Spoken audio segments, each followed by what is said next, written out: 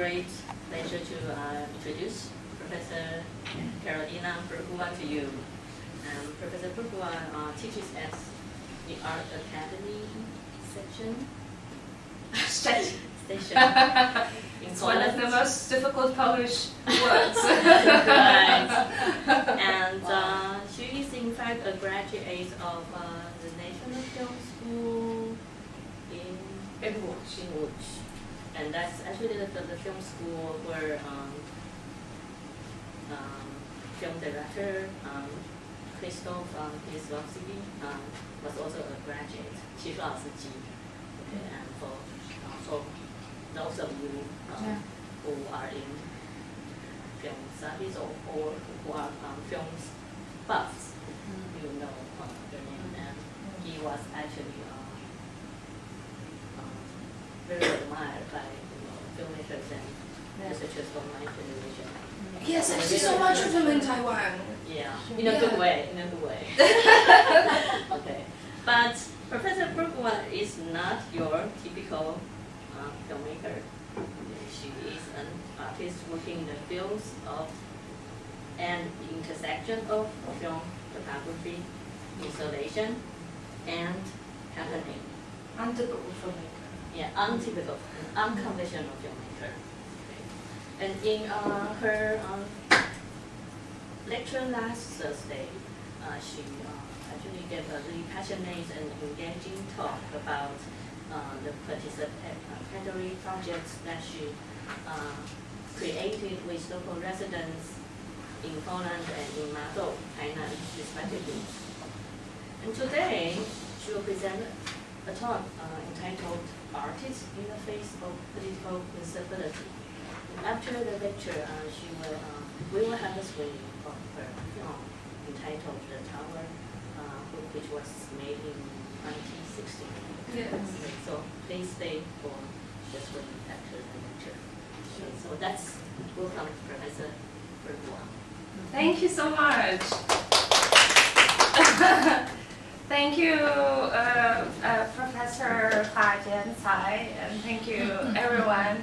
Thank you for having me. And I'm very happy to give this talk because when I came here, being an artist, working in the field of academia, but obviously I'm an artist, not a typical academic. I was very excited because I like to work on the meeting point of science and art. I was very excited to come to the environment where I will meet a lot of people and have exciting conversations. However, I've been here for 1.5 months and I haven't had so many so far. So I hope that this is my finally a situation in which I'm going to have this encounter. Maybe I'm really hoping that we may treat it as, especially that there's so few of us, we can treat it as a field for a conversation rather than my speech. So when I was first invited by Professor Tsai, and we had a brief conversation long ago about what I should present while I'm here, I was asked to present, because I'm an artist and you don't have so many artists coming in here, I was asked to present my own works, which I did last week and which I will do now. I think that the two talks are quite connected because it's the same artist, but also because I think that some of the methods could be translated into what I do here, but I'm trying to make it clear how I mean for those of you who haven't been here last week, so that you can understand. So I come from Poland, as you already know, which is the European leader in introducing the undemocratic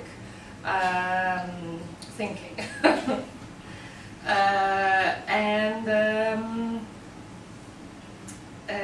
Maybe next to Hungary, which I'm also going to speak about in a moment. And because of that, I observe myself as an artist throughout the past let's say 5, maybe 3, maybe 4 years, it's very difficult to spot the beginning of this. How my artwork is, I think, always having been sensitive to the political tensions and political anxieties and this political, political anxiety that is hanging in the air. And I've been observing how these tensions are growing in my artworks also, and how I've been anticipating something at first and then seeing it happening, and then how I am more and more intensely speaking about it to the extent of finding myself maybe stopping trust in art as I understood it earlier, and thinking that maybe I should use art as a tool, or maybe even give up doing art and just go demonstrate, which also I will want to show you at the, which I'm actually doing, also using my means of art, and I will want to show it to you at the end. So this is, I want to start with this. I was given this Chinese name when I first came to Taiwan, which I think is very beautiful. This was 3 years ago. I've been coming and going to Taiwan a lot since 2016, when I first arrived here. And that was actually also the first year of the very right-wing government. That was the beginning of my activity, which I'm working on until now, which is on the edge of Taiwan and Poland, but it's also on the edge of politics and art. That is something that I will come to at the end of the talk. So I thought that because I would like to share with you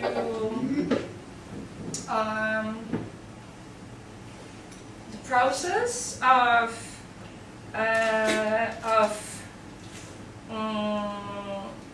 the political issues appearing more and more in my films, but not only films, I thought that I will reach to 2013 at the beginning of the talk, and I will show you a work that I have done in Hungary.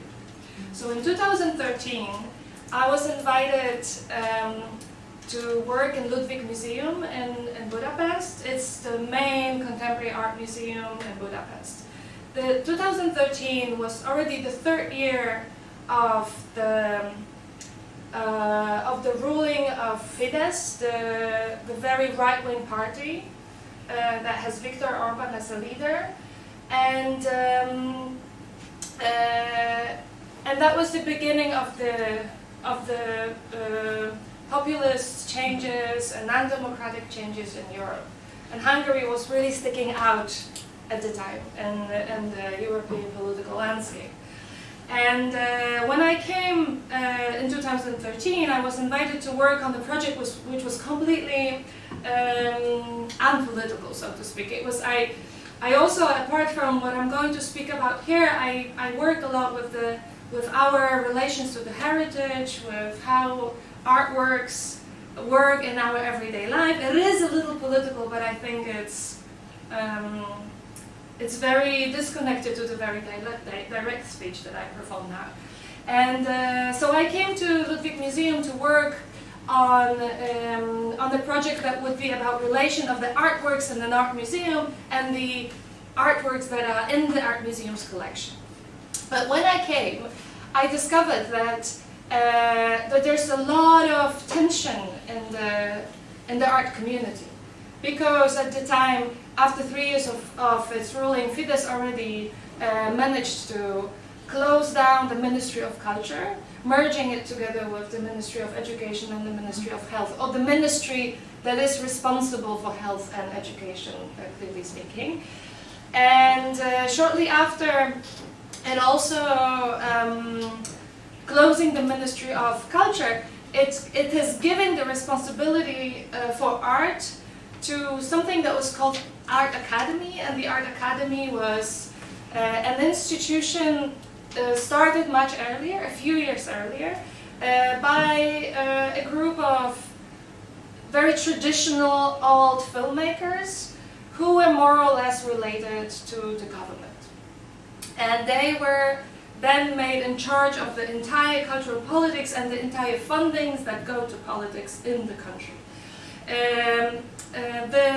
The man that was in charge, the head of the academy, he introduced the rule of national art, which was supposed to be caring of the national heritage and the national spirit and the tradition of the art thinking, which obviously also turned into censorship very quickly, because it stopped any contemporary gesture and art.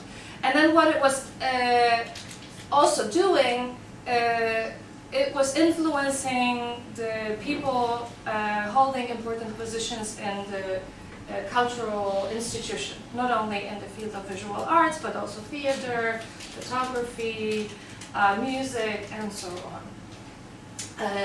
And then, now coming back to the moment when I arrived, that was the moment when a very well-known, respected, and really just simply good curator, who was the director of the Bldg Museum, his position term just ended. And obviously the academy announced a competition for the position, and Bldg, the former director, the very good and respected director, applied for re-election, but he was not re-elected instead of him, which seemed a very obvious situation. I mean, everybody in the art world knew that he made Bldg Museum to be such a great, respected, known institution of such a good program that everybody was absolutely sure that his re-election is obvious. He was not re-elected. Instead of him, another woman who was, as you may imagine, in relation with the government, was elected for the position. And so that is the moment. That was a very long introduction. I hope it wasn't boring for you. But that was the moment, a very important moment, because this is when the Hungarian society, or rather I would say maybe in this case the Hungarian art world, sort of woke up. The Hungarians are not a nation which is very willing to protest, demonstrate, and throughout the 3 years of the very radical changes in the political landscape of Hungary, there were demonstrations. I wouldn't say there wouldn't, but compared to other places in the world, the demonstrations were quite minor.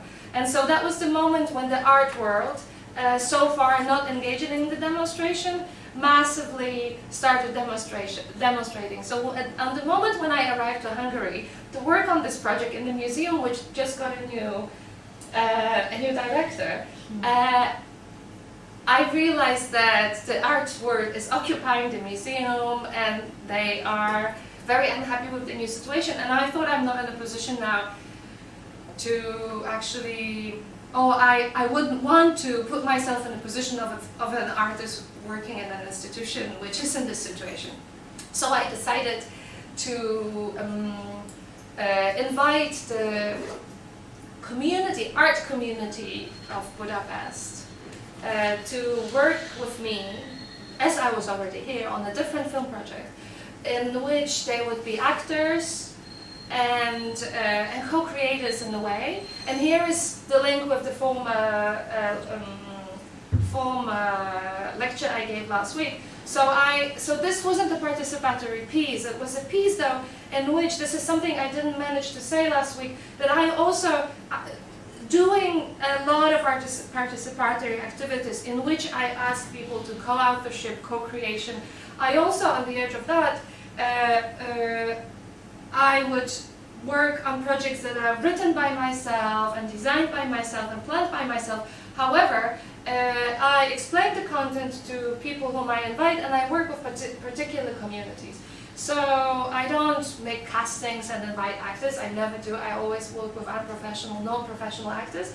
But also I often invite certain communities in order to have them involve and rethink things with me, and then have these discussions about the subject with me, but also maybe through the own meaning of the context, give my work an additional extra meaning. So I invited the community of Budapest to work with me on a project, and they agreed. So the work I did, which was called the Offence, is a work which is entirely, entirely I cannot say, but it's mostly acted by the community, art community of Budapest. So these are curators from the main institutions, important painters, teachers at the art academy, but also minor curators, artists. The main role, for example, is played by Little Warsaw, which is an art group, and Warsaw is just a coincidence. It's a Hungarian group which is just has a name, Little Warsaw, and but also the guards and the art museum. So I engaged people from very different levels of the art, of the structure of the art world in Hungary, and then what the film was about. It's about control in art and censorship. And now here's why I decided to choose that work to start with it today. So I have this risky, but also I think quite widely known. It's not only my own thesis, but I've got this risky thesis that censorship and difficulty is actually